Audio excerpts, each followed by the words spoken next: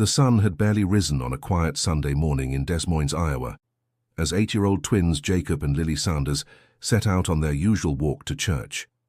Their small neighborhood, nestled in the heart of the city, was tranquil, and the streets were lined with well-kept homes, each with manicured lawns.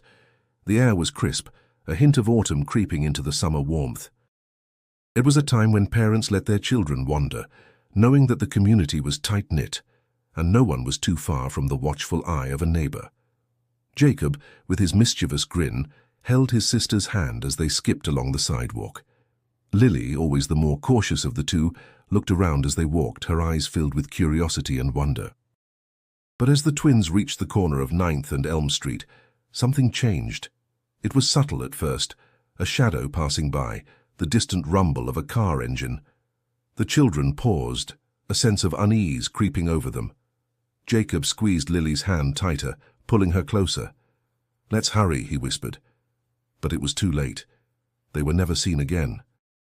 The search began almost immediately, with the community rallying around the Sanders family. Police scoured the area, knocking on doors, questioning neighbors, but the trail was cold. Not a single witness could recall seeing anything unusual, and no one could offer any helpful information. The investigation quickly became a blur of dead ends. Jacob and Lily's parents, John and Mary Sanders, were devastated. Mary clung to the hope that her children would return, but as the days turned into weeks and the weeks into months, even she had to face the terrifying possibility that her children might never come back. The media covered the story for a brief period, but with no leads and no updates, the attention faded and the case was archived. Des Moines, a city once filled with hope and the promise of a tight-knit community, was now clouded with uncertainty. People stopped asking about the twins. They stopped hoping for their return. Life went on, as it often does. With the absence of Jacob and Lily lingering like an open wound, no one dared to acknowledge. For years the case remained unsolved. The Sanders family moved forward, though the grief was always there, a silent companion. Des Moines had moved on too, but deep down, the town would never be the same. It was a case that faded into history, a cold case that seemed destined to remain unsolved. But some mysteries, it seemed, would never truly die. Des Moines, Iowa, was the kind of place where everyone knew everyone. The small-town charm was undeniable, and life moved at a steady, predictable pace. It was the sort of town where neighbors waved to each other, where children played in the streets until the sun went down, and where people felt safe leaving their doors unlocked at night. The disappearance of Jacob and Lily Sanders, however, shattered that illusion of safety. When the news broke that the twins had vanished, the entire community was thrown into turmoil. The streets seemed quieter, as if the very air had changed.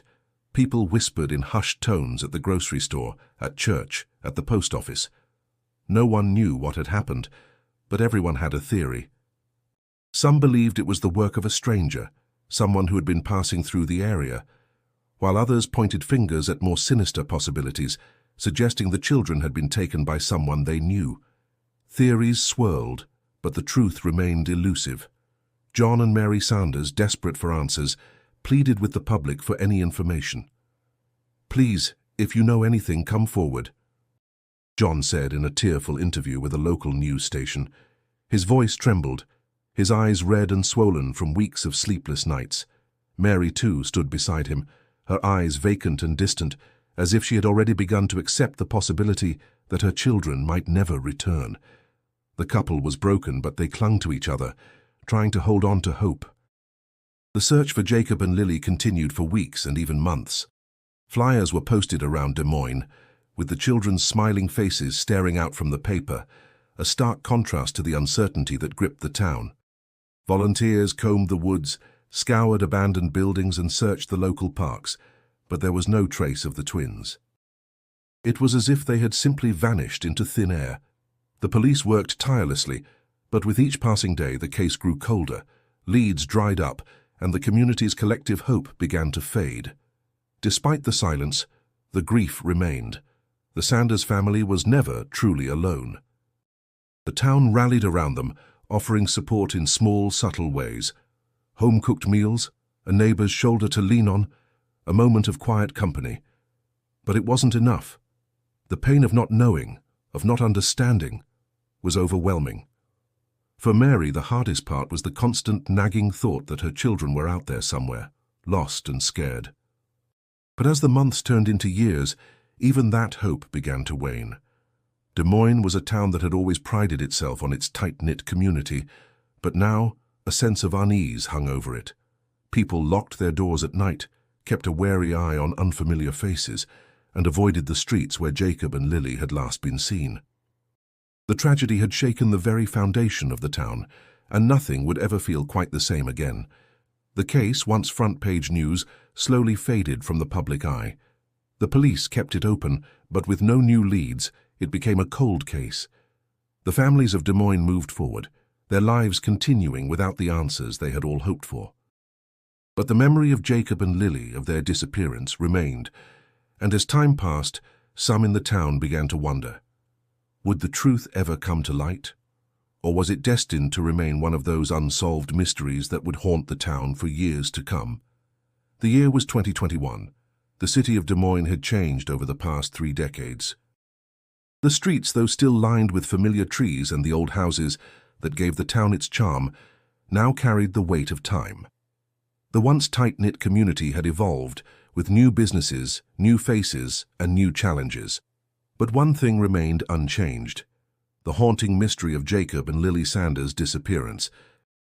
Detective Mike Harrison sat behind his desk in the dimly lit office at the Des Moines Police Department. A man in his early 40s, Mike had been working in the department for over 20 years, a seasoned investigator with a reputation for solving cold cases. His colleagues respected him, but there was something about Mike that kept others at a distance. An edge, a quiet intensity that sometimes made him seem unapproachable. He had seen the darkest sides of humanity, and over the years it had taken its toll on him. His face was etched with lines, a testament to the weight of his work. His hands, worn from years of handling evidence and writing reports, trembled slightly as he sifted through a pile of paperwork. The case of Jacob and Lily Sanders wasn't new to Mike. It had been part of the department's unsolved file for nearly 3 decades. But what brought the case back to the forefront of his mind wasn't just the cold files or the unanswered questions. It was the letter he had received earlier that morning. The letter was simple, unmarked, and contained just a few lines. "There's a piece of the puzzle you missed. It's time to look again. Look at the old evidence." The letter was unsigned, but the message was clear. Someone knew something. Someone who had been waiting all these years to speak. Mike's gut told him that this was no random tip. The timing was too perfect, too calculated. Someone wanted the case reopened, and Mike was more than willing to oblige. The decision to revisit the Sanders case wasn't an easy one. Mike had dealt with plenty of cold cases before, but this one felt different. It was personal. He'd grown up in Des Moines, and though he wasn't a native, the town felt like home. He remembered when Jacob and Lily had gone missing. He was just a teenager then, but the whole town had been in a state of shock. The mystery had lingered for years, and Mike had always wondered what had happened to the twins. He'd even spoken to some of the officers who had worked on the case back then. Most of them were convinced the children were gone for good. But something about this letter stirred something inside of him. A feeling that, just maybe, the truth was still out there, waiting to be uncovered. Mike's office was cluttered with papers, photographs and case files stacked high in piles that bordered on chaotic. He picked up the old file that had been sitting in a corner of his desk for years. It was covered in dust, the edges worn from years of being shuffled around. As he opened it, the familiar faces of Jacob and Lily stared up at him, 2 bright, innocent children with so much potential, lost in the span of a few hours. His eyes lingered on their photographs, and for a moment he let himself feel the weight of the case. It was more than just a missing persons report. It was a symbol of the pain that had haunted Des Moines for decades. The twins, their faces frozen in time, had become a part of the town's identity. Mike shook his head, refocusing his thoughts. There was no time for nostalgia. He had a job to do. He reached for his phone and dialed the number of his former colleague, Detective Linda Harris. Linda had been part of the original investigation, and Mike knew she might have some insight into what had been missed all those years ago. "Linda," Mike said when she picked up. "It's Mike. I need you to meet me at the station. I'm reopening the Sanders case." Mike sat at his desk, staring at the letter in his hands. The paper was thin, almost fragile, and the ink was smudged in places, as if it had been hastily written or kept hidden for years. He turned it over, searching for something, anything, that could point to the identity of the person who had sent it. But there was nothing. No return address, no signature, just those haunting words. "There's a piece of the puzzle you missed. It's time to look again. Look at the old evidence." The message was simple, but it carried a weight far greater than its brevity. Whoever had written this letter knew something, and they were telling Mike that the answers were right in front of him. Answers that had been there all along, hidden in the mountain of old case files and evidence. It was as if someone was challenging him, daring him to uncover the truth. Mike took a deep breath and set the letter down. He reached for the folder marked Sanders and opened it. The papers inside were yellowed with age, the photographs faded and curling at the edges. It had been years since he last looked through this case, but the memories were still fresh. The names of Jacob and Lily Sanders, the faces of the smiling twins, seemed to leap off the page. They had been just 8 years old when they disappeared. So young, so innocent. Mike ran his fingers over the photos, remembering the hope that had once filled the town. It was the kind of case that people never forgot. Everyone had known Jacob and Lily. They were part of the fabric of Des Moines. Now all that remained were the photographs and the unanswered questions. There had been a lot of theories in the beginning. Some believed the children had been abducted. Others thought they had wandered off and gotten lost. A few even suggested that the Sanders family might know more than they let on. But no one ever knew for sure. The case was too full of holes, too many conflicting statements and witnesses who couldn't remember anything useful. Mike took a pen and began to scribble notes in the margins of the case file. He had seen it all before, the broken promises, the dead ends. But something about the letter had stirred something in him. Maybe it was the challenge. Maybe it was the hope that after all these years the truth was still out there. Whatever it was, Mike couldn't shake the feeling that the answers were closer than he thought. He turned to the first set of witness statements in the file. It had always struck him as odd that there had been so little information from the people who had last seen Jacob and Lily. Neighbors, family friends, even people at the church, all had been interviewed, but none could provide any concrete details. There were vague descriptions of a suspicious car seen near the church, but no one could agree on what it looked like or who had been driving it. It was as if the entire town had just collectively erased the memory of that morning from their minds. Mike's eyes narrowed as he scanned the notes again. Something was off. Something didn't add up. "Look at the old evidence," the letter had said. Mike's instincts told him that the answer was hidden in those old statements, in those forgotten details. He decided then that he would go back to the beginning. The old reports, the witness statements, the evidence that had been dismissed as irrelevant. He would go through it all, piece by piece. There was no telling what he might find, but one thing was certain. He wasn't going to stop until he had answers. As he gathered the files and prepared to meet with Linda, his phone buzzed. It was a message from her. "I'm at the station. Let's get started." Mike's heart skipped a beat. This was it, the first step toward uncovering the truth. The police station was quieter than usual when Mike entered. The fluorescent lights flickered faintly overhead, casting long shadows across the rows of desks. The smell of stale coffee and paperwork lingered in the air, familiar, comforting even. It had been a while since Mike had felt like this, determined, focused, like he was on the edge of something important. He walked past the empty desks, his boots echoing on the linoleum floor, until he reached the conference room. Linda Harris was already there, sitting at the table, flipping through the old case files. She looked up as Mike entered, her face serious but with a hint of recognition in her eyes. She had been one of the first detectives on the case back in 1992. Now, after years of working in the department, Linda had a wealth of experience, but even she couldn't shake the weight of the Sanders case. It was one that had haunted her, and despite the passing years, it still felt unfinished. "Mike," Linda said, her voice low, almost hesitant, "I wasn't sure if you were serious about reopening this, but I guess I should have known you wouldn't let it go. How can I help? Mike sat down opposite her, the old files spread out between them like an intricate puzzle that neither of them could solve. I got a letter, he said, his voice calm but steady. It's from someone who says there's a piece of the puzzle we missed. Someone thinks we overlooked something in the evidence. I need you to help me go through it again, all of it. Linda raised an eyebrow, her gaze flicking down to the file in front of her. A letter, after all these years? She shook her head, trying to make sense of it. Who could be sending you a letter now?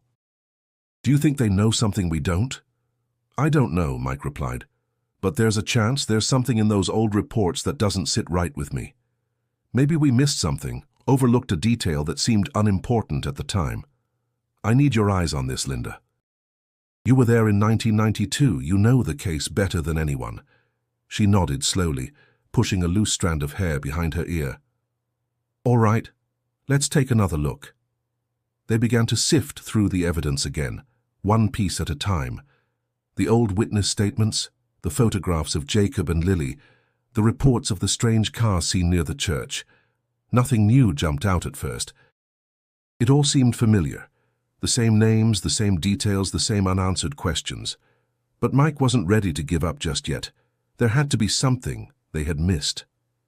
As they flipped through the pages, Linda stopped on one of the old witness statements.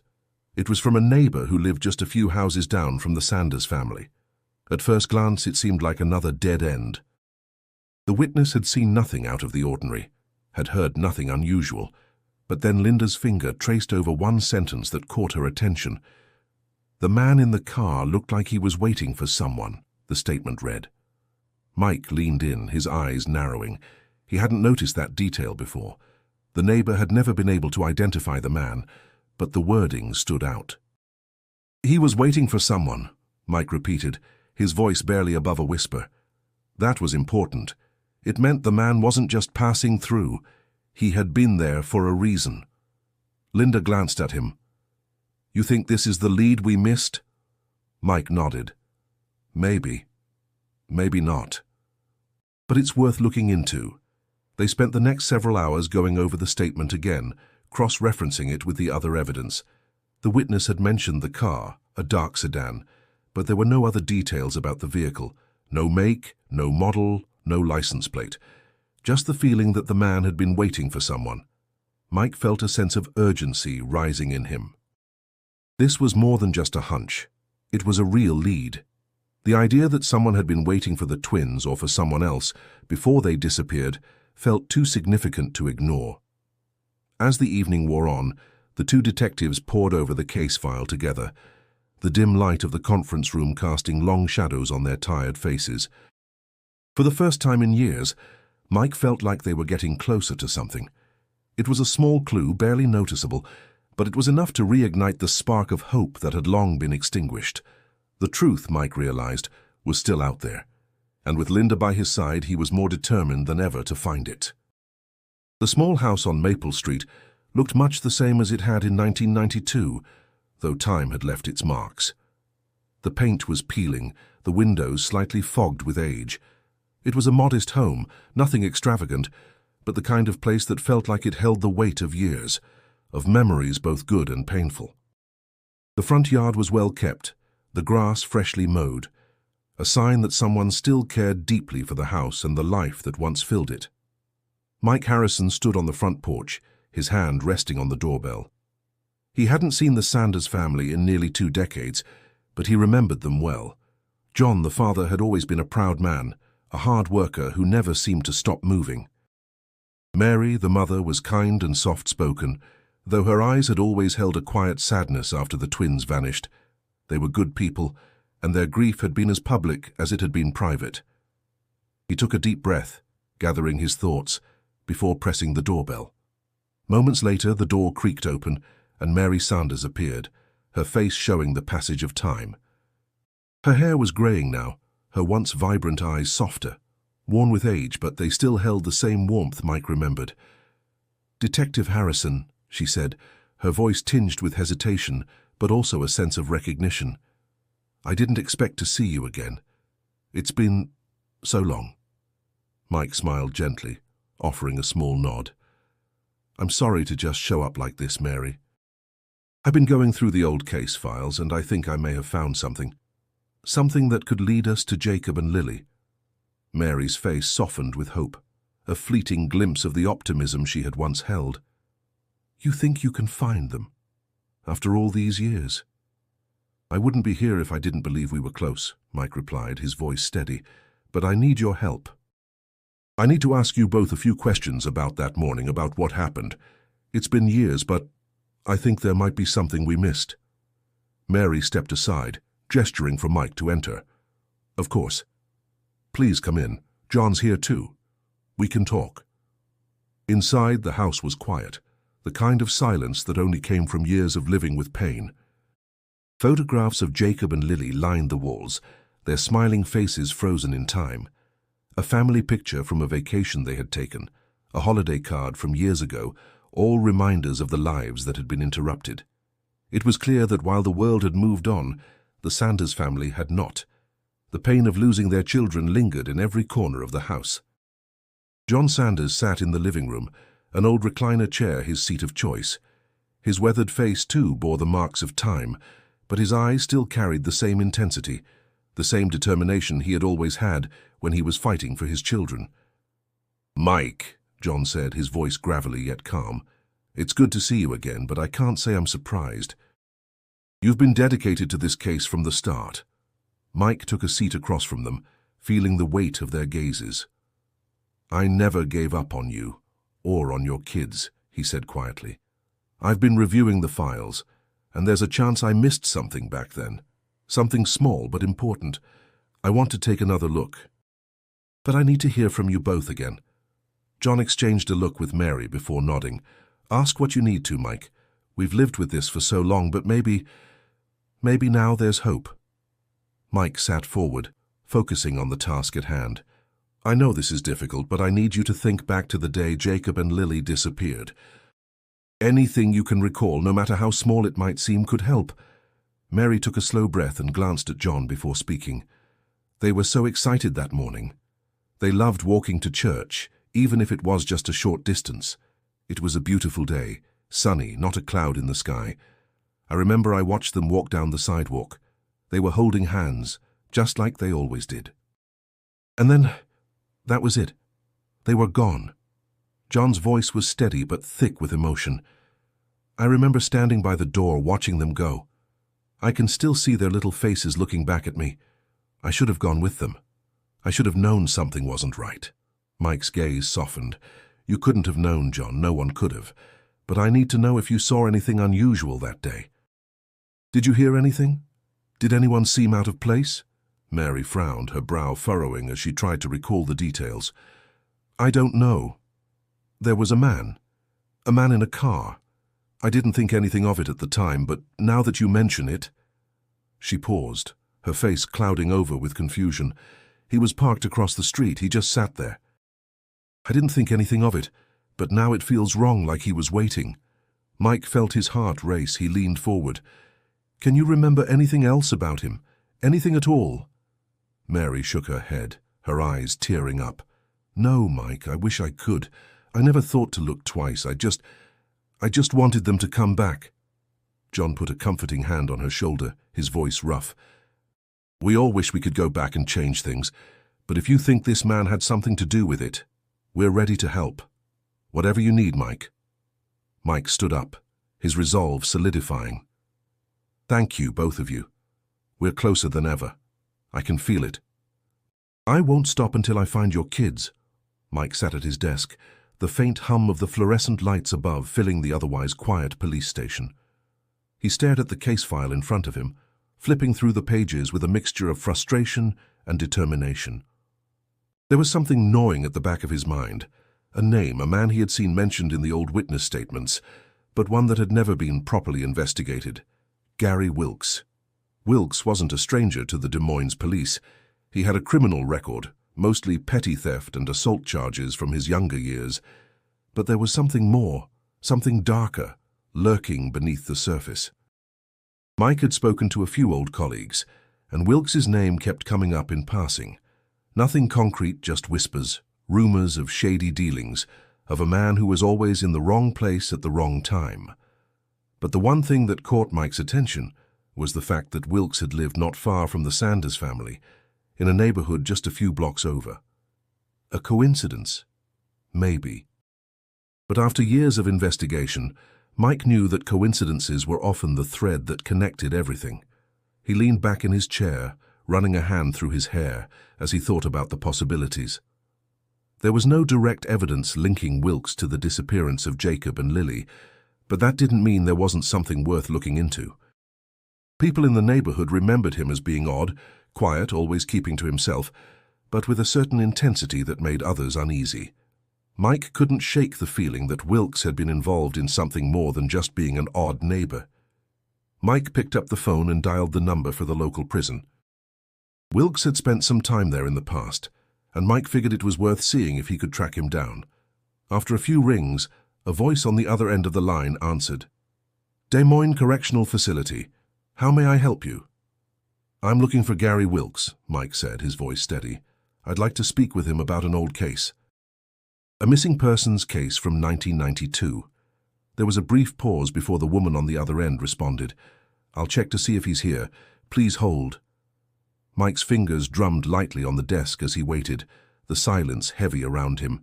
He had no idea what he was hoping to find, but he needed to start somewhere. Gary Wilkes might not have the answers, but Mike had a feeling he could be the key to unlocking this entire case. The line clicked, and the woman's voice returned. Gary Wilkes is not currently incarcerated here. He was released a few years ago. I can provide you with his last known address, but I'll need a formal request for that information. Mike jotted down the details she provided, his mind already racing with the next steps. It was a lead, a small one, but it was a start. He hung up the phone and immediately began pulling up the last known address for Gary Wilkes.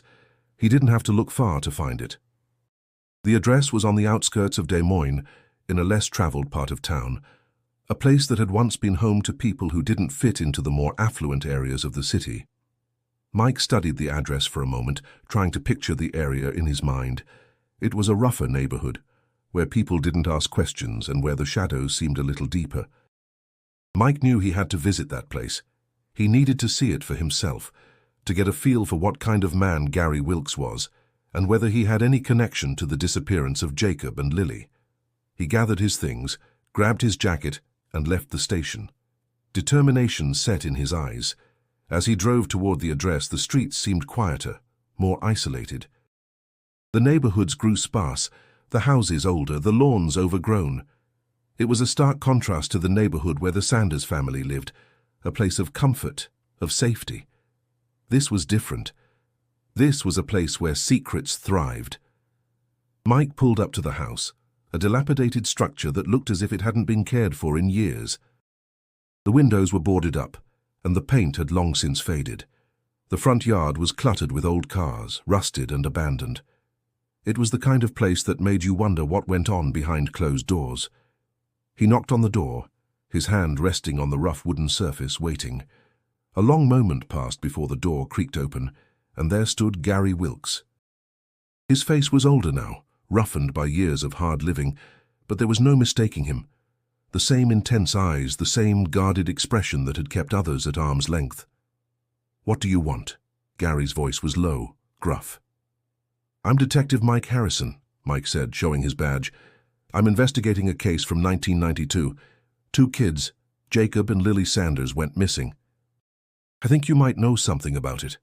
Gary's face hardened, and for a moment Mike thought he saw a flicker of fear in his eyes. It was brief, but it was there. Then, as quickly as it appeared, it was gone, replaced by the same indifference he had seen in the reports. "I don't know anything about it," Gary said flatly. Mike studied him, trying to gauge his reaction. "I think you do. And I think you've been hiding something for a long time." Gary stepped back, clearly done with the conversation. "I told you, I don't know anything." Before Mike could say another word, Gary slammed the door in his face, the sound echoing in the quiet street. Mike stood there for a moment, processing the encounter. The door had been slammed shut, but Mike felt more certain than ever that Gary Wilkes knew something. and he was determined to find out what it was. Mike's pulse quickened as he drove away from Gary Wilkes's house. The slammed door echoed in his mind, but it wasn't just the confrontation that gnawed at him. It was the unsettling sense that Gary was hiding something far darker than just his usual bad reputation. There had been that brief flicker of fear in Gary's eyes, something Mike had learned to spot after years of dealing with suspects. The door was slammed, but Mike's instincts told him the truth was still out there. As he drove through the dimming streets of Des Moines, he remembered a part of the case that had always stood out to him, a mention of an abandoned cave-like structure on the outskirts of town.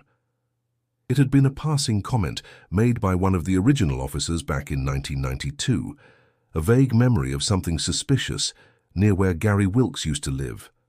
But at the time it had been dismissed. No one had ever thought it would be connected to the case of the missing Sanders twins. Mike's mind raced as he turned the wheel toward the area, the sound of the tires humming on the cracked pavement. He had to check it out. If this cave was the lead he thought it might be, it could hold the answers to everything. The missing children, the secrets Gary had buried, the lies that had gone unchecked for decades. The sun was setting as he drove deeper into the woods, the air growing cooler with each passing mile. The trees began to close in, their shadows long and foreboding. It was the kind of place people rarely visited, a stretch of land no one bothered to care about anymore. The further Mike went, the more isolated the area felt. His headlights pierced the darkness ahead, but even with the steady beam of light, he couldn't shake the feeling that something had changed in the air, as if the land itself was holding its breath. Finally he spotted it, a craggy opening in the hillside barely visible through the dense underbrush. He slowed the car, parking a few feet away. The wind was picking up now, rustling the leaves and whispering through the trees. Mike stepped out of the vehicle, his boots crunching on the gravel as he approached the cave entrance. The ground was uneven, the air still and cold as he moved closer. The entrance was small, barely enough to fit a person through without crouching. But there was something about it that felt wrong, an unnatural stillness, as if this was a place that had been hidden for far too long. The surrounding trees seemed to form a barrier, a wall that kept the cave from being noticed, as if the world had tried to forget it existed. Mike knelt down, examining the ground around the entrance. There were signs of recent activity, disturbed dirt, footprints that led into the cave, and the faintest trace of something metallic glinting in the dirt. A piece of broken chain? A rusted lock? Whatever it was, it seemed too deliberate, too out of place. He crawled inside, the air growing colder with every inch. The walls were rough, jagged, as if they had been carved by something or someone many years ago. As his flashlight flicked over the walls, he noticed something strange, carvings. They were crude, hastily etched into the stone, but they seemed to form a pattern. Figures, a child, a figure holding hands with another, one small, one larger. It was too specific to be a coincidence. The deeper Mike ventured, the more the cave seemed to open up. Eventually he came upon a small, darkened chamber. The air was thick with dust, and the stale smell of old earth filled his nostrils. But what caught his eye was the piece of cloth that caught in the beam of his flashlight. It was a small patch, faded and torn, but Mike's heart skipped a beat when he recognized the pattern. It was a piece of the same fabric as Jacob and Lily's clothes, a piece from the clothes they had been wearing the day they vanished. His breath caught in his throat. He moved forward, bending down to pick it up. As his fingers brushed the cloth, the weight of the discovery hit him like a physical blow. The twins had been here, in this very place. Mike's mind raced as he processed the implications. If this was where they had been, then it was possible that they had been held captive here, hidden from the world for all these years. It made sense now. The man in the car, Gary Wilkes, his eerie presence near the Sanders home, and the fact that he had been in the area when the children disappeared. He stood up, his heart pounding as he took in the dark space around him. This cave had been a prison, a place to keep secrets. But what secrets had been hidden inside, and who had been involved in the silence? He knew that the answers he sought were just beyond the surface. There was more here, more to uncover, more to find. Mike snapped a picture of the fabric, then took one last look around the chamber before backing out of the cave. He was certain now. This was the place where everything had begun, and everything was about to change. As he made his way back to the car, his thoughts were already on the next steps. The cave had provided a clue, but it was only the beginning. There was still much to uncover, and Mike knew that time was running out. Gary Wilkes had a story to tell, and Mike was going to make him tell it. The drive back from the cave was filled with a quiet urgency. The discovery of the cloth had left Mike with 100 questions, but one thing was certain. This was no longer just a case of missing children. It was a case of captivity, of a nightmare hidden in the darkness for decades. And Gary Wilkes, the man who had lived too close to the Sanders family, had been a part of it. Mike's hands gripped the steering wheel tightly, the late afternoon sunlight casting long shadows over the road ahead. His mind was racing with possibilities, but there was no room for uncertainty now. He had found evidence. Real, tangible evidence that the twins had been held in the cave, and there was no denying it. Gary Wilkes had lied. But what was his involvement? Was he the only one? And if he hadn't been alone, who else had been in on it? His thoughts were interrupted by the sound of his phone buzzing. He glanced at the screen, seeing Linda's name. He answered quickly. "Mike, you're not going to believe this," Linda's voice crackled through the phone. "I've been going through some old reports and I found something strange." One of the witnesses mentioned seeing a man near the Sanders house in the days before the twins went missing. It wasn't just a car. They saw someone walking around the neighborhood. Someone they didn't recognize. It was Gary Wilkes. Mike's pulse spiked, the revelation hitting him like a punch in the gut. "Are you sure?" he asked, his voice tight with the weight of the connection. "I'm sure," Linda replied. "It wasn't much, just a passing mention, but it's enough to tie him to the area. I think we need to go back and confront him again, but this time with the new evidence." Mike took a deep breath. "I'm already on my way back. Meet me at his place." The conversation ended, and Mike's grip on the steering wheel tightened once again. He could feel the weight of the case pressing down on him. He needed to confront Gary Wilkes, this time not just as a man of suspicion, but as the key to unlocking the truth. And Mike wasn't going to let him hide anymore. He pulled up to Gary Wilkes's house, the familiar dilapidated structure now even more menacing in the fading light. The overgrown lawn, the boarded-up windows, it all seemed to mock him with its silence. He parked across the street and turned off the engine, staring at the house. This time he wasn't just a visitor. He wasn't asking questions. He was demanding answers. Mike stepped out of the car and made his way toward the front door, his steps firm and purposeful. The house loomed ahead, the door still standing ajar from their last encounter. This time, though, Mike wasn't leaving without getting the truth. He knocked once, firmly, and waited. Seconds later, Gary appeared in the doorway, his face twisting into a scowl when he saw Mike standing there. The tension in the air was palpable, thicker this time, as if Gary knew his secrets were close to unraveling. "You again?" Gary's voice was a low growl, but there was a hint of something else in it. Fear, perhaps? Guilt? Mike didn't waste time with pleasantries. "We need to talk. You've been hiding something, Gary, for too long." Gary's eyes flickered with unease, and for a moment Mike saw the slightest twitch in his hand, as if he were about to close the door again.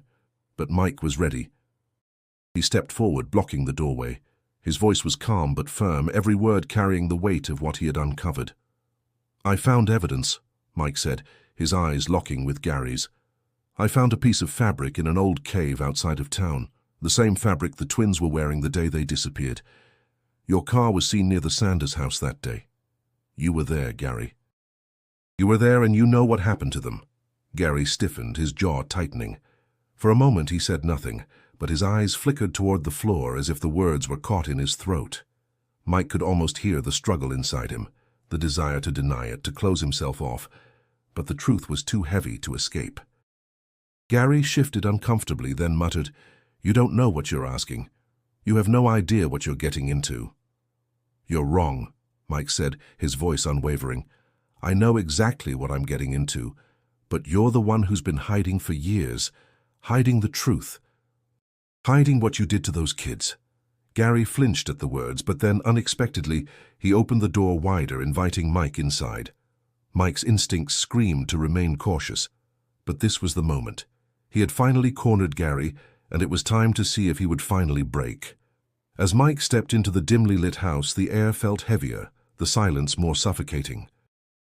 Gary closed the door behind him with a soft click, and for a moment there was nothing but the sound of their breathing. Mike took a step toward the small living room. "I don't have time for games, Gary. You're going to tell me everything. Everything about what happened to Jacob and Lily." Gary's face twisted in a grimace, and for a second Mike thought he might lash out. But then Gary's shoulders slumped, and he slowly sank down onto the couch, his hands trembling. "They didn't deserve it," Gary whispered, his voice raw with emotion. "None of them did, but they were never supposed to be in the cave. I wasn't the one who—" The words caught in his throat, and for a moment Gary's entire body seemed to deflate, as if the weight of the truth had finally taken its toll. Mike's heart raced. This was it. Gary was about to break. Gary Wilkes's hands trembled as he sank deeper into the couch, his eyes now avoiding Mike's gaze. The dim light from the old flickering lamp cast long shadows across his gaunt face, highlighting the anxiety that seemed to pulse from him. For years, Gary had managed to keep his secrets hidden, buried beneath the surface of a quiet, unremarkable life. But now, with the walls closing in, there was no more hiding, no more running. "You're going to tell me everything, Gary," Mike said, his voice calm but firm. "This is your chance, the truth now." Gary's lips parted, but no words came out at first. He looked around the room as if searching for an escape, but there was none. The door was closed. The truth was coming whether he was ready for it or not. "I didn't mean for it to go this far," Gary muttered, his voice cracking with regret. "I didn't plan on—" He stopped himself, swallowing hard, as if trying to gather the courage to speak. Mike leaned forward, narrowing his eyes. "You didn't plan on what? What happened to Jacob and Lily?" Gary's breathing was shallow, and Mike could hear the weight of the years pressing down on him. He had been holding this inside for far too long. "They were never supposed to be in that cave," Gary finally whispered, his voice barely audible. "They were never supposed to be part of it. But once they saw what they weren't supposed to, there was no turning back. I couldn't let them go." The words hung in the air, thick and suffocating. Mike's heart pounded as he processed what Gary was saying. He couldn't allow himself to fully understand just yet. The pain of it would come later. "You took them," Mike said, his voice more of a statement than a question. "You kept them in the cave." Gary nodded slowly, the shame evident in his eyes. "I didn't want to, things got out of hand. I didn't want anyone to find out. It was supposed to be over, but they kept coming back. I had no choice." Mike's mind raced. "Who else was involved, Gary? Who helped you?" Gary flinched at the question. His gaze dropped to the floor, as if the weight of what he had done had finally become too much to bear. "It wasn't just me, it was a group, a few of us, people you'd never suspect, but I was the one who kept them. I was the one who watched them." Mike's stomach twisted as he tried to piece it all together. A group? Who else had been involved in this horrible, twisted secret? "Who, Gary?" Mike pressed again. "Who else?" Gary's eyes darted to the window, his body rigid with tension. He was struggling to let go of the fear that had kept him silent for so long. And then, almost as if the words were being forced from him, Gary spoke. I can't say, I can't—" His voice cracked, the anguish clear in every syllable. "They'll kill me. If I say anything, they'll come after me. You don't understand." Mike stood up, moving closer. His own emotions were on the brink of spilling over. "You have a chance to make things right, Gary. This is your chance to end it." Gary shook his head frantically, panic rising in his eyes. "I can't. You don't know them. They're dangerous. They'll—" "Who, Gary?" Mike shouted, his patience wearing thin. "Who will come after you? The same people who kept those children locked up. The same people who ruined their lives." Gary recoiled, his breath coming faster. He seemed to shrink into himself, physically pulling away from the reality of his actions. "I don't know how it happened. It wasn't supposed to go this far," Gary continued in a broken voice. They were just supposed to disappear, like all the others. Just vanish, but they saw too much. I couldn't let them go. I couldn't let them talk. Mike clenched his fists at his sides, his anger simmering just below the surface. You kept them there. You hurt them. Gary's face crumpled, tears welling in his eyes. I didn't want to hurt them. I never meant to hurt them.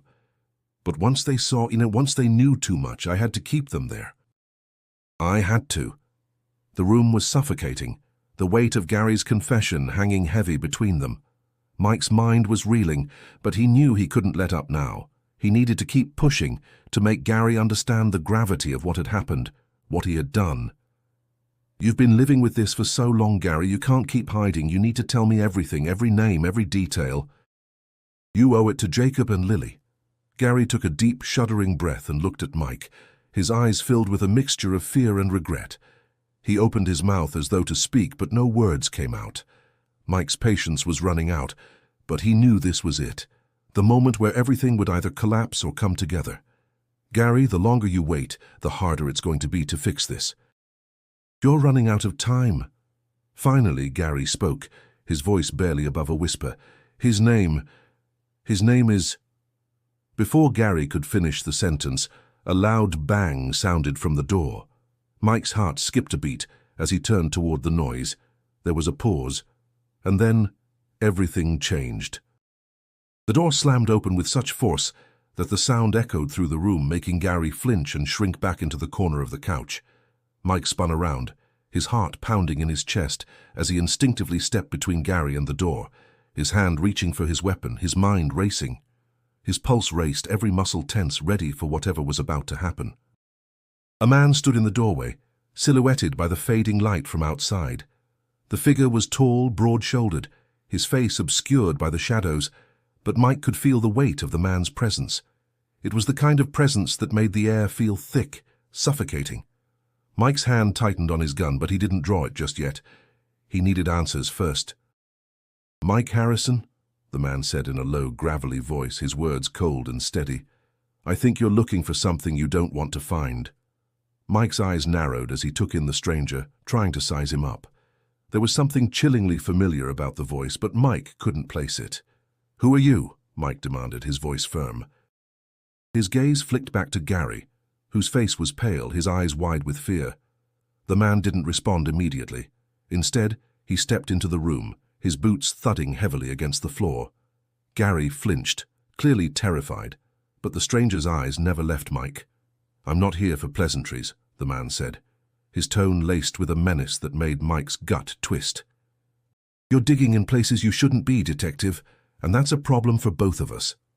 Mike's instincts flared, and he took another step forward, his hand inching closer to his holster. "Get out of here," Mike said, his voice hardening. "This doesn't concern you." The man's lips curled into a slight smirk, but there was no humor in it.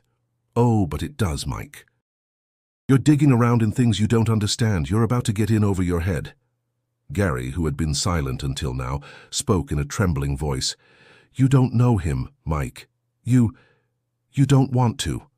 Mike glanced back at Gary, the words hanging in the air. Gary's fear was palpable, the way he cowered in the corner, his eyes darting between the man at the door and Mike. It was the look of a man who had seen something far worse than what Mike could imagine. The stranger took another step forward, his voice growing colder. "You should listen to him, Detective. This is bigger than you think. You have no idea what you're getting into." Mike's hand rested on his holster now, but he didn't draw his gun just yet. He studied the stranger, trying to read him, trying to gauge whether this was a threat or just intimidation. His mind was already processing the possibilities. Was this someone from Gary's past, someone involved in the disappearance of Jacob and Lily? "Who are you?" Mike repeated, his voice sharp, insistent. The man paused, his eyes glinting in the dim light, as if he were deciding whether to reveal anything. After a long moment, he finally spoke, his voice low and deliberate. "Name's John, and I think it's time for you to leave, Mike. This isn't a case you're going to solve." The air grew thick with tension, and for a brief moment, Mike considered backing off, but he knew better. Whoever John was, Whatever connection he had to Gary, they were linked to the disappearance. Mike's entire career had been about finding the truth, no matter the cost. He wasn't going to let this man intimidate him. Not now. "I'm not going anywhere," Mike said, his voice unyielding. "Not until I get the answers I need." John's expression darkened, the smirk vanishing from his face. "I was hoping you'd say that," he said coldly.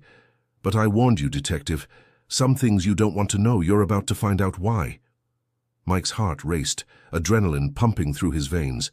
The pieces were finally starting to fall into place, but the picture they formed was far darker than he had anticipated.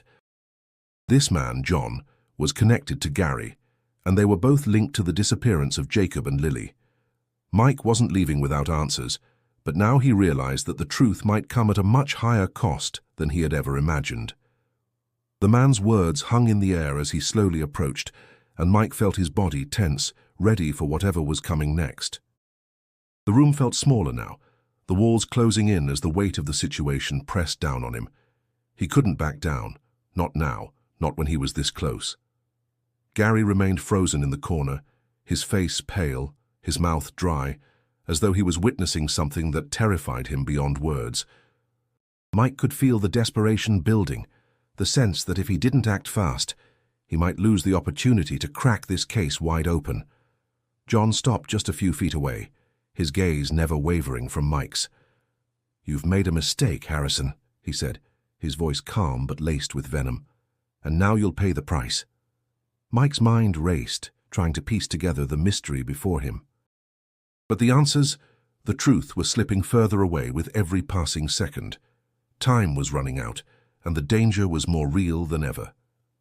Before Mike could respond, the door behind John slammed shut, cutting off the last sliver of escape.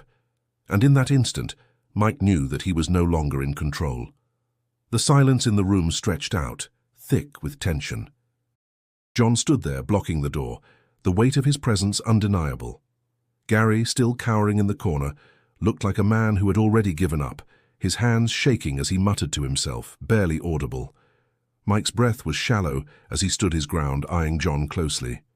The man had clearly been involved in something much bigger than Mike had anticipated. His calm demeanor was unsettling, as if he had seen all of this unfold before, like this was all just another day for him. Mike's hand was still hovering near his holster, but he knew that drawing his weapon might not be the answer. He needed information, not a confrontation, at least not yet. Every instinct in him told him that John was the key to everything, the one person who could finally unlock the mystery of what had happened to Jacob and Lily Sanders. "Who are you?" Mike asked, his voice steady despite the pounding of his heart. "And what's your connection to all of this?" John's expression didn't change. He remained eerily calm, his eyes still locked on Mike's. "You really don't understand, do you, Harrison?" he asked, his voice low and smooth like he was speaking to a child. "You think you're just going to solve this little case and go back to your simple life? You think you can bring justice to something this complicated?" Mike's stomach churned at the man's words. There was something about the way he spoke that hinted at a depth of knowledge, a hidden truth that Mike was only beginning to scratch the surface of. The pieces were starting to fit together, but there was still something he was missing, something crucial. "I don't care how complicated it is," Mike said, his voice firm. "You're going to tell me everything, about the twins, about what happened in that cave, and about you." John chuckled softly, but there was no humor in it. It was a dark, knowing laugh, as though Mike had just made an embarrassing mistake. "The twins, you don't know anything, do you? It wasn't about them. It was about keeping control, about making sure things stayed hidden. It wasn't just some random crime, Mike. It was part of something bigger." Mike's mind raced, trying to process the meaning behind John's cryptic words. He had suspected that there was more at play here, but this was starting to feel like a nightmare. A dark web of secrets had been spun around the Sanders family, and now Mike was standing in the center of it, desperately trying to make sense of it all. "Tell me," Mike demanded. "What are you talking about? What bigger thing? Who else is involved?" John's eyes flickered, a momentary crack in his otherwise unshakable demeanor. For a fraction of a second, Mike saw something resembling fear, but it quickly disappeared, replaced by a calm resolve. "There are people who would do anything to keep the truth buried," John said, his voice colder now with a hint of menace. "People who have a lot to lose. They don't care about right or wrong, they care about power. And that's what this is really about. Power." Gary, still huddled in the corner, suddenly gasped, his face turning a shade paler. I didn't want to be part of this. I swear I didn't know what it would become. I just needed to fit in. I thought I was doing the right thing at first, but then it was too late." Mike's eyes shot to Gary, his suspicions about the man deepening. "Gary, you're telling me you've been involved in this all along? You knew?" Gary's face was twisted in guilt, his voice shaky as he spoke. "I didn't know how bad it would get. I didn't know about the others, and I didn't know what they were doing, what they were really capable of. I thought I was just helping them hide the truth, but I couldn't take it anymore. I couldn't live with the lies." Mike's mind was reeling now, trying to piece together the fragments of this story that were slowly, painfully, coming to light. He had known from the beginning that there was more to the case than just a simple missing persons report. The shadows were deeper than he could have ever imagined, but now the truth was coming into focus, blurry and fragmented, yet undeniable. "This is just the beginning, Mike," John said, his voice cold again, almost like a warning. "You're poking around in places you shouldn't be. And people like you don't come out of this unscathed." Mike's hand tightened on his holster, his gaze never leaving John. "What's going to happen now, John? Are you going to stop me, or are you going to tell me what you know?" John took a step back, his posture shifting slightly but still imposing. "I don't have to stop you, you'll stop yourself," he said ominously. "The truth isn't something you can just pull out of thin air. Some truths are better left buried, and some people will make sure of that." Gary's eyes widened in panic, his voice almost a whisper. "You don't understand, Mike. They're everywhere. They're always watching." The realization hit Mike like a punch to the stomach. This wasn't just about Gary. It wasn't just about the Sanders family or the missing children. This was a much larger, more dangerous game, a web of power, manipulation, and fear that had been carefully constructed over years, and Mike was standing right in the center of it. "You're saying there's more?" Mike asked, his voice filled with a new urgency. "Who else? Who's behind this?" But John only gave him a cold smile, his eyes glinting with something sinister. "You'll find out soon enough, but trust me, Mike, you won't like what you uncover." The door behind John swung open with a sudden force, and Mike's instincts flared. The shadows in the room seemed to close in, and Mike knew without a doubt that everything was about to change. The room felt colder now. The air, thick with the tension between Mike and John, seemed to shift. The sound of a door opening echoed behind John, and Mike's instincts flared. The stranger's smug expression had vanished, replaced by something more guarded. The sudden shift in atmosphere was too much of a warning for Mike to ignore.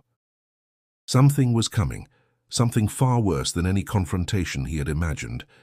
"You've made a big mistake," John repeated, his voice flat, as he took another step backward, as though calculating his next move. "But I'm afraid it's already too late for you." The weight of those words hung in the air like a storm on the horizon. Mike's muscles tensed, and his hand remained close to his holster, though he refrained from drawing his weapon. This was different. This wasn't just a fight for survival. This was something far more dangerous. From the doorway, a second figure appeared, walking slowly into the room with a deliberate, almost predatory gait. The person was tall, their face hidden in the shadow of a hat. Mike's breath caught, and his gaze flicked between John and this new arrival. The man or woman was a shadow themselves, as if they were part of the very darkness that filled the room. "Who's this?" Mike asked, his voice steady, but there was no mistaking the sense of unease that curled in his stomach. The new figure didn't respond at first, only standing silently by the door waiting for something. Mike could feel the eyes of the room on him, the pressure mounting with every passing second. Gary, still shaken, glanced nervously at the figure, and then quickly back to Mike, his breath coming in shallow gasps. John finally spoke again, his voice as calm as ever, though the underlying threat in his tone was unmistakable. "This is someone who understands the bigger picture, Mike. They see things the way they are, and they know how things need to be. A knot formed in Mike's gut. "I'm done with cryptic threats," he snapped. "Tell me what this is about. What are you protecting? What are you hiding?" The silence that followed was heavy, the kind of silence that suggested more than just words could break it. Mike could see the tension in Gary, the way he recoiled at the new figure's presence. This wasn't a casual meeting. This was a confrontation, a war of words and wills. Finally, the figure by the door stepped forward, and Mike saw their face for the first time. It was a woman, her features sharp and calculating. Her cold, unreadable eyes locked onto Mike's, and for a moment, it felt like the world had paused. She wasn't just a part of this. She was central to it. Her presence made the situation feel more dangerous, more complicated than it had been only moments before. "I think it's time we stopped pretending, Detective," she said, her voice chillingly calm. "You've been digging into something you don't understand, something far more dangerous than a few missing children." Mike's breath caught in his throat. The words hit him harder than any blow. He had known this case was tangled with something much darker, but hearing it out loud was a cold realization. "I've been following the trail of the Sanders children," Mike said, his voice steady despite the rapid beating of his heart. "I'm not walking away until I know what happened to them, no matter who I have to face." John's lips curled into a twisted smile. "That's the problem, Mike. You're too focused on one thing. The twins were never the only thing at stake. The power behind this whole thing, it's far bigger than anything you've been led to believe." Mike's mind spun. Power.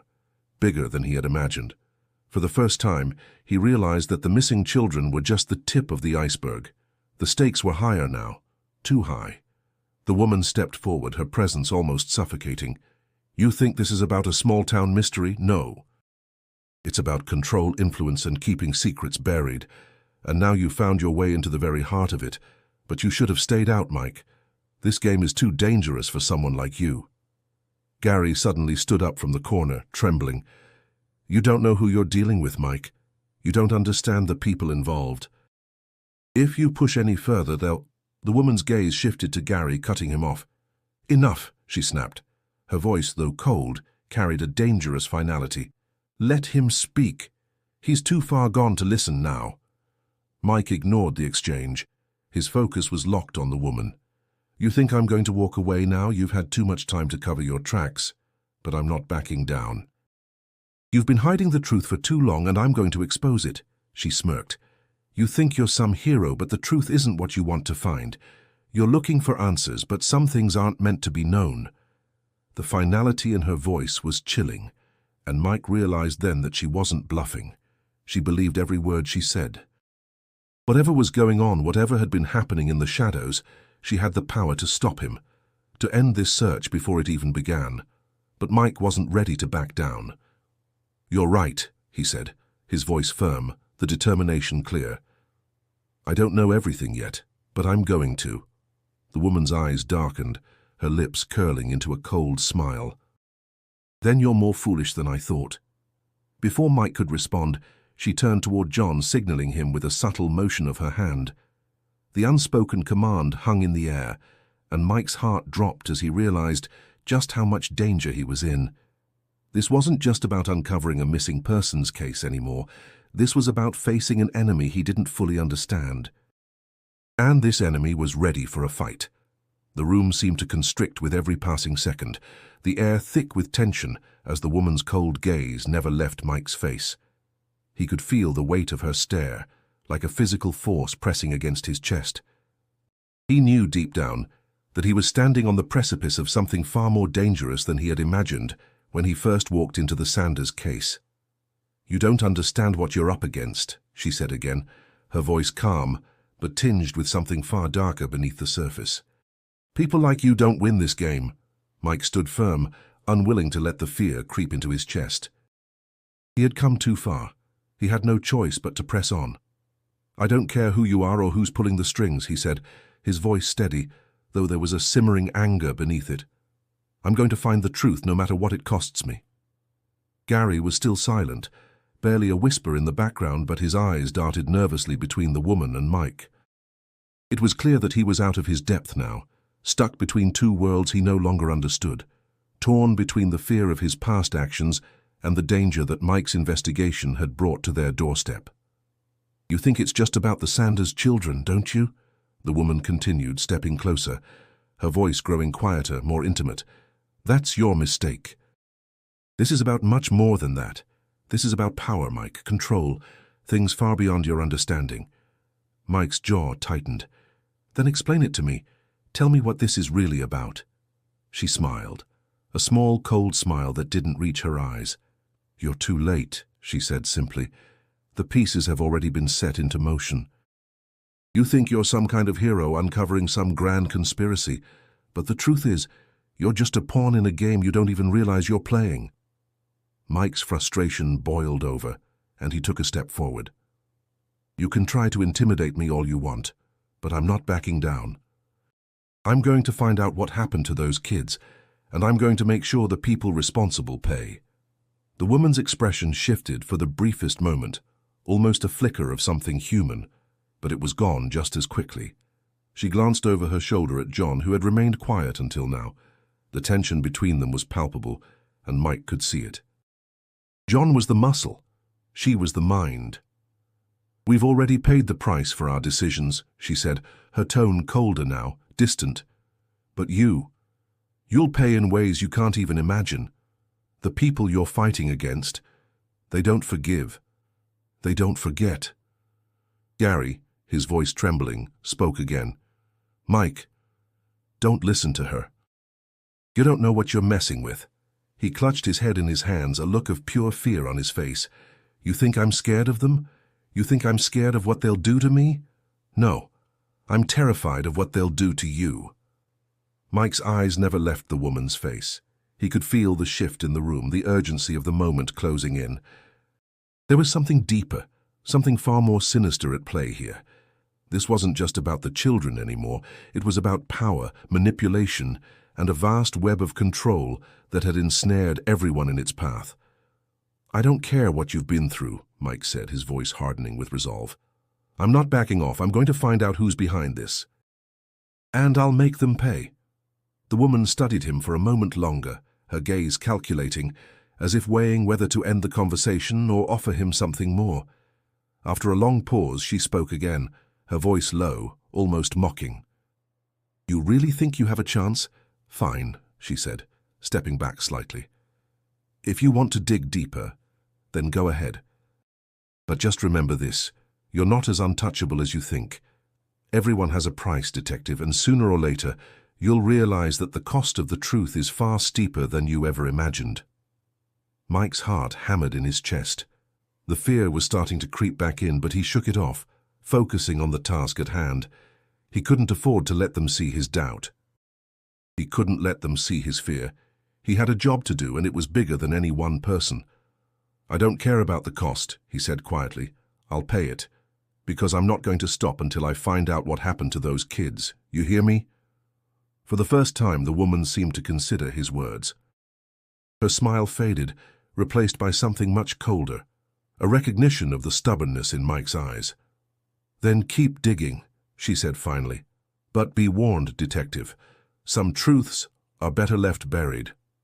And with that, she turned, motioning for John to follow. The tension in the room lingered, thick with unspoken threats, but Mike stood his ground. He didn't flinch. He didn't back down. As the two figures made their way toward the door, Gary finally found his voice again, his voice hoarse and full of fear. "Mike, please, you don't understand. It's too dangerous. You can't go up against them. They'll—" But Mike didn't wait for him to finish. He wasn't interested in fear anymore. He had made his decision, and nothing was going to stop him now. He turned and walked toward the door, his mind focused on one thing, the truth. And no matter the cost, he would find it. The air outside was colder now, the sky overhead an oppressive shade of grey, as if the heavens themselves were holding their breath. Mike's boots hit the pavement with purpose as he walked away from Gary's house, the weight of the conversation and the looming threat that still hung in the air, pressing down on him. His mind was spinning. The last few days had been a whirlwind of revelations, each one darker and more twisted than the last, but there was something about today, something in the way the woman had looked at him. It wasn't just a warning anymore, it was a challenge. They wanted him to stop. They thought they could intimidate him into backing off. But they were wrong. Mike had come too far. As he reached his car, he paused, his hand resting on the door. His phone buzzed in his pocket, snapping him out of his thoughts. He pulled it out, and for a moment he felt his heart skip as he saw the number on the screen. It was Linda. "Mike!" Her voice was filled with urgency. "You need to come back to the station. We've got a lead. It's big. It's about Gary." His grip on the phone tightened. "What do you mean it's about Gary? What's going on?" "I don't have all the details yet," Linda said, her voice sharper now. "But we've got a connection, a real one, something we missed before. Get here as fast as you can." Mike's heart started to race. This was it. After everything, after all the dead ends, after the cryptic threats and the twisted people standing in his way, it was finally starting to break open. He wasn't going to let it slip through his fingers now. "I'm on my way," Mike said quickly, his voice tight with determination. He hung up without waiting for her to respond, slamming the door of his car shut behind him as he sped off toward the station. The drive felt endless. The streets blurred around him as he weaved through the traffic, his mind focused on one thing: Gary. The connection. What had they found? He couldn't allow himself to imagine the possibilities, not yet. He had to stay focused. He had to know what came next. When he pulled into the station parking lot, Linda was already waiting for him outside, her expression grim but hopeful. "What did you find?" Mike asked, his voice urgent. Linda motioned for him to follow her inside, and as they walked through the hallways of the station, Mike could feel the tension in the air. There was something in her eyes that told him this was more than just a lead. It was a breakthrough. She led him to a small conference room where a set of files were spread out on the table. As Mike sat down, Linda began speaking, her words coming out in a rush. "We've been going over Gary's past, his criminal record, everything we could find on him, and we found something. A connection we missed. A name. Someone who's been linked to him for years, and someone who's connected to the people we're dealing with. A man named Thomas Reinhardt." Mike's brow furrowed at the mention of the name. "Reinhardt? Who is he?" Linda leaned over the table, pointing to a file. "Reinhardt's been on the radar for a while. We didn't connect him to Gary before because he's not your typical criminal. He's part of something bigger, something that doesn't show up on paper. But here's the kicker. He's been involved in several high-profile disappearances over the years. And he's been using Gary to cover his tracks." Mike stared at the file, a feeling of dread creeping up his spine. "So Gary wasn't acting alone?" Linda shook her head. "No. He was a pawn. A willing pawn, but a pawn nonetheless. Reinhardt's been pulling the strings, and now it looks like we've got our man." Mike's pulse quickened as he absorbed the new information.